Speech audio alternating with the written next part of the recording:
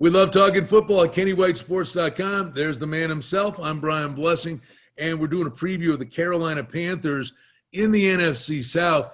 And this is an interesting team, Kenny.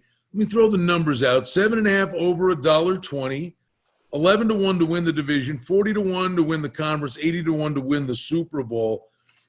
But the intriguing thing here, Sam Darnold shows up. It starts there.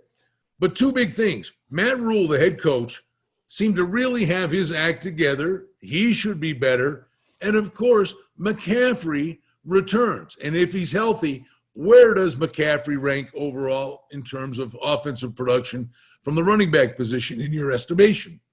Well, his great hands and his route running ability out of the backfield makes him one of the best fantasy backs in the NFL because all the PPR leagues.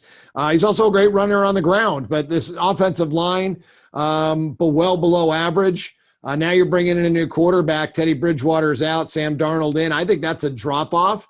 I've got about a 3-point drop-off. I'm just not a Sam Darnold fan. This could be the worst quarterbacking crew in the entire NFL with P.J. Walker and Will Grier as the second and third quarterbacks. So I'm under here as well. 6.6 wins was my number for the Panthers. I don't think the Panthers can beat New Orleans or Tampa. And I think they split with Atlanta. Both teams win at home. Yeah, and the wide receiving core, Kenny, I mean, okay. But Robbie Anderson, DJ Moore, David Moore, that's nothing to write home about. The one thing that Rule did with this team, building a culture, in 2019, all 7 of their draft picks were on defense, and the big addition this year was a cornerback, J.C. Horn. I listen to what you say. I see this stuff. I think on a weekly basis, you're looking at this team maybe as a team that would be an under team the majority of the season. Yeah, I could definitely see that. The defense, I think, is still strong. Phil Snow is the defensive coordinator there. Joe Brady is the offensive guy. We thought about Joe Brady coming into the NFL out of LSU, but a guy that was going to throw it all over the place. But he didn't. He adapted to what he had in front of him last year. He ran the ball more than I thought he was going to run it. Ran it about 44% of the time. That was up from 36% the previous year for the Panthers.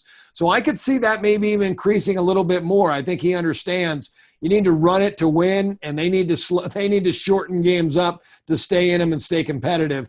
The whole key is Christian McCaffrey staying healthy. Finally, put your Kreskin glasses on. Crystal ball. Does Darnold get off to a fast start? Or is there a transition and he gets better? Or fast start, teams get tape on him, and it goes south? I think you're going to see slow start. I have not seen enough out of Sam Darnold. I haven't seen the touch. I just haven't seen him make the right passes.